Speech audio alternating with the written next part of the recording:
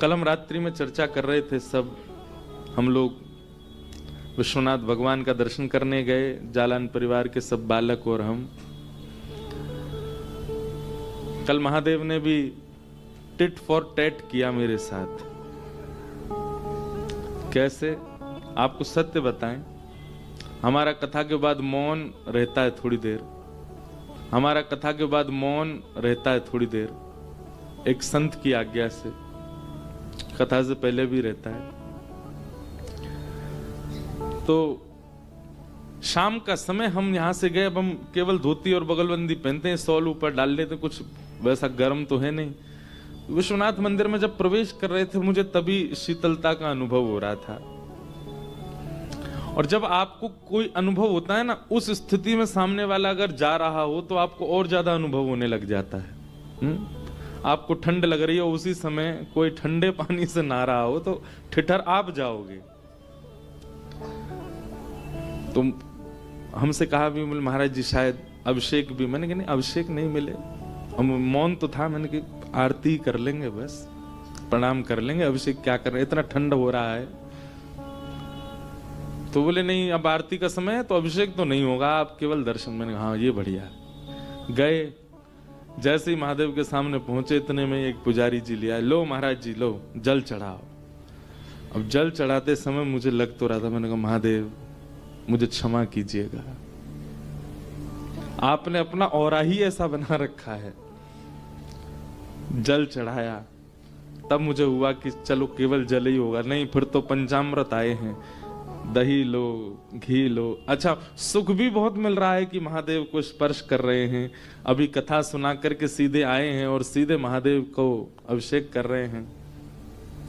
और मैं हर बात पे मन से क्षमा ही मांग रहा था, मुझे क्षमा कर दीजिए महादेव, पर मैं बाध्य हूं।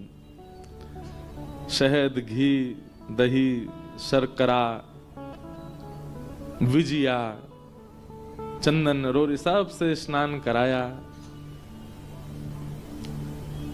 लेकिन मन में तनिक भाव एक आया, कोई बात नहीं हाथी तो गीले हुए बस।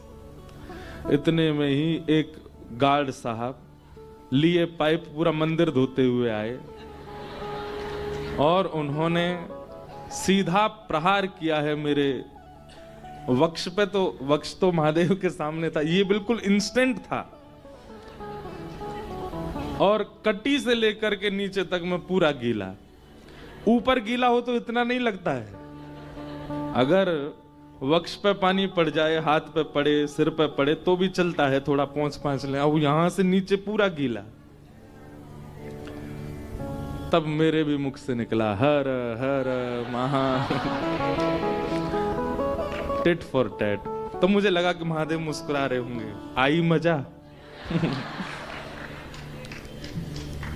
अद्भुत आनंद हुआ। उसके बाद हमसे कहा महाराज जी अन्नपूर्णा दर्शन, मैंने कहा कल करूंगा, आज तो नीचे जम चुका हूं पूरा। और फिर हमने मौन खोले ही दिया। महादेव कह रहे हैं यहाँ पे काय को अपना ये नियम चला रहे हो, लेकिन बहुत आनंद हुआ। महादेव भीगे देव है। भैया बता रहे थे कि बापू कहते हैं कि महादेव भीगे देव हैं, उनके पास जाओ वो कुछ भिगो ना दें ऐसा हो ही नहीं सकता। पर भैया वस्त्र भिगा दिए, तन भिगा दिया, कृपा तब हो जब मन भीग जाए। उन महादेव से यही कामना करें कि किसी दिन हमारा मन भिगाइए नाथ। वो भीगे हैं, इस बात का क्या द्योतक है? भीगा मतलब सदा रस में। हमारे ब्रज के रसिक अष्ट सखा एक पद गाते हैं किशोरी जी के लिए, रसिकनी रस में रहत गढ़ी।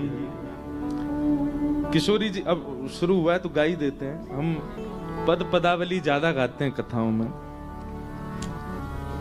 रसिकनी रस में रहत गढ़ी, रसिकनी रस में रहत गढ़ी। अब देखो गोस्वामी तुलसीदास जी महाराज को तो आप सब खूब सुनते ही हैं, क्योंकि काशी में अतिकाल तक काशी ने सबको दिया है। किसी को भी अपूर्णता नहीं रखी है, काशी ने सबको दिया है। गोस्वामी जी को प्रदान किया, श्रीमद् वल्लभाचार्य जी को प्रदान किया, चैतन्य महाप्रभु को प्रदान किया। जितने भी आचार्यों का मैं नाम लूं, कोई भी ऐसा नहीं है, सबको प्राप्ति। हमारे वृंदावन के अगर कोई यहाँ रसिक जन बैठे होंगे, उन्होंने अगर हरिराम व्यास जी का नाम सुना है, नाम सुना हरिराम व्यास जी का? हरिराम व्यास जी को वृंदावन वास काशी ने प्रदान किया है। और एक बात आप निश्चित मानिए, इस जन्म में काशी में रहने वालों ने अगर महादेव की खूब आराधना करी होगी, तो हम इस बात को प्रामाणिक रूप से कह रहे हैं कि आपका अगला जन्म ब्रज में ही होगा, आप ब्रज ही पधारोगे। क्योंकि काशी में भले ही विश्वविद्यालय है, परंतु विश्वविद्यालय से पास आउट होने वाला व्यक्ति फिर जॉब के लिए जाता है। फिर वो कहीं ना कहीं बिजनेस या अपने जॉब के लिए आगे जाता है। यहां पर यूनिवर्सिटी है, इसलिए ज्ञान भी यहीं, सरस्वती भी यहीं, विद्वान भी सबसे ज्यादा काशी में ही हुए। तो यहां आपका जन्म इस प्रकार का, इस बात का द्योतक है कि आप यूनिवर्सिटी में, आप अभी अध्ययनशील हैं। और जब यहां जन्म लेकर के महादेव का नित्य वंदन करके, गंगा स्नान करके, संत जनों का संग करके आप अपने जीवन को सार्थक करेंगे। यदि आपने सही समय पर यूनिवर्सिटी की पढ़ाई पूरी कर ली, तो हो सकता है आधे जन्म में ही आपको ब्रज जाना पड़े, लेकिन पूरा जन्म व्यतीत होगा तो जन्म के उपरांत पुनर्प्रादुर्भाव आपका ब्रज में। और सुनिए, इसमें कई लोगों के मन में संशय आ सकता है कि हम तो सोच रहे थे मुक्ति मिलेगी काशी से। वृंदावन प्राप्त होना एक प्रकार से जन्म लेना नहीं है। वृंदावन प्राप्त होना मतलब मुक्त जन्म लेना ही है। वृंदावन में जन्म लेने वाला व्यक्ति वो जन्म से ही मुक्त है। तो काशी भजने वाले को वृंदावन मिलता है, ये एक नहीं अनेक प्रमाण दे सकते हैं हम आपको। हरिराम व्यास ओरछा के राजा मधुकर शाक्य कुल गुरु हरिराम व्यास इतने विद्वान थे, इतने विद्वान थे कि आपने पूरे भारत के विद्वानों को चुनौती दे रखी थी कि किसी में सामर्थ्य हो तो मुझसे शास्त्रार्थ करे। और जहां भी जाते वहां के विद्वानों को परास्त करते और उनसे विजय पत्र लिखवा करके अपने संग लेके चलते। ऐसा कहते हैं, हरिराम व्यास जी का एक रथ था, उस रथ पर चारों ओर विजय पत्र ही छपे हुए थे। दक्षिण में जीत के आए, पूर्व में जीत के आए, पश्चिम में जीत के आए, इस क्षेत्र में, इस प्रांत में जीते। तब किसी ने कहा, व्यास जी आप सर्व विजयी तब माने जाओ तब काशी को जीत के आओ। तो हरिराम व्यास जी बोले ठीक है, रथ मोड़ लिया काशी की ओर। काशी की ओर जैसे ही रथ मुड़ा, बहुत ध्यान से सुनना, विद्वान तो थे, काशी के विप्र जब उनको पता चला कि हरिराम व्यास काशी आ रहे हैं, सबने उनकी महिमा तो सुनी थी। एक होता है विद्वान और एक होता तार्किक विद्वान जो तर्क से जीत जाता है। हरिराम व्यास जी तार्किक विद्वान थे, मतलब कैसे भी जीतना है। काशी के विद्वान सब विश्वनाथ भगवान के पास गए और कहा, भगवान ये नगरी आपकी है, आप इसके रक्षक हैं, आप इसके स्वामी हैं। अगर यहां हरिराम व्यास आकर के हमें हरा जाते तो हमारी हार नहीं होगी, आपकी हार होगी। कृपा करके ब्राह्मणों की रक्षार्थ कुछ कीजिए। और हरिराम व्यास जैसे ही काशी आए, सबसे पहले उनसे मिलने के लिए एक दीनहीन ब्राह्मण का रूप धारण करके महादेव गए। एक दीन से ब्राह्मण का रूप धारण किया और हरिराम व्यास जी के शिष्यों से जाकर के कहा, व्यास जी से कहिए हम उनसे मिलना चाहते हैं। भले ही दीन ब्राह्मण बन के गए, पर ललाट का तेज बता रहा था कि अति विद्वान होगा कोई। हरिराम व्यास जी ने कहा, बुलाइए भीतर, कोई शास्त्रार्थ करने आया है। और महादेव एक दीन ब्राह्मण का रूप धारण करके भीतर गए, दंडवत प्रणाम किया। कहिए विप्रवर, किस विषय पर शास्त्रार्थ किया जाए? महादेव बोले, हम तो अज्ञानी हैं, हम तो आपसे पराजय हो ही जाएंगे। हम अपनी पराजय स्वीकार ही कर रहे हैं। पहले आपको विजय पत्र चाहिए, हम लिख के अभी दे दे रहे हैं आपको। हम अपनी हार स्वीकार करते हैं, पर हमारा एक प्रश्न है, उसका उत्तर आपसे जानना चाहते हैं। एक संशय है। हरिराम व्यास जी बोले बोलो। महादेव कहते हैं ये बताइए विवेक किसको कहते हैं? हरिराम व्यास बोले ये कोई पूछने वाली बात है? ये बच्चों वाला प्रश्न आप मुझसे क्यों कर रहे हैं? बोले नहीं, बस बताइए ना, बच्चे वाले प्रश्न का ही उत्तर दे दीजिए। विवेक किसको कहते हैं? हरिराम व्यास जी बोले सही गलत की पहचान को विवेक कहते हैं। सद और असद का ज्ञान जिसको हो जाए उस व्यक्ति को विवेक ही कहा जाता है।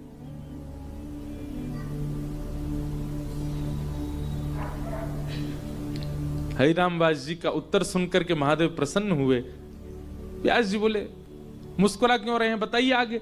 बोले मैं यही जानना चाहता हूं, सद और असद का ज्ञान जब विवेक है तो क्या वो विवेक आपको प्राप्त हो गया? क्या आप उस विवेक से युक्त हो गए हो? व्यास जी तो तिल मिला गए, तुम कैसी बात कर रहे हो मुझसे? बोले आप ज्ञानी क्यों बने हो?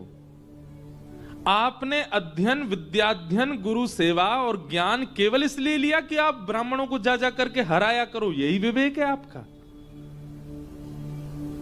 इस ज्ञान से 4 लोगों का भला हो ये तो किया नहीं आपने, बल्कि 10 घरों में एक समय के चूल्हे बंद करवा दिया आपने उनको हरा करके।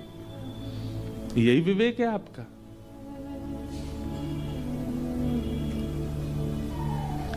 हरिराम व्यास जी को शब्दों में कुछ गहराई दिखी, तुरंत हाथ पकड़ लिया। बोले तुम कोई सामान्य ब्राह्मण तो नहीं हो, अपने रूप में आओ, कौन हो? आहा, इतने में ही चिदानंद रूप शिवोहम शिव, महादेव प्रकट हो गए। पंचवक्रम त्रिनेत्रम, चरणों में प्रणाम किया। हरिराम व्यास जी के नेत्र सजल हो गए। बोले महादेव मेरी विद्या का फल आज मुझे प्राप्त हुआ कि आप मुझे मिले। महादेव बोले नहीं, मेरी प्राप्ति तुम्हारी विद्या का फल नहीं है। तो बोले अपने रूप को पहचानो, आप सामान्य नहीं है हरिराम व्यास, आप श्री राधा कृष्ण की नित्य लीला की अनन्य सहचरी विशाखा हो। ललिता जी तो ब्रजमंडल में आ चुकी हैं स्वामी श्री हरिदास जी के रूप में, अब आपका आगमन हुआ है।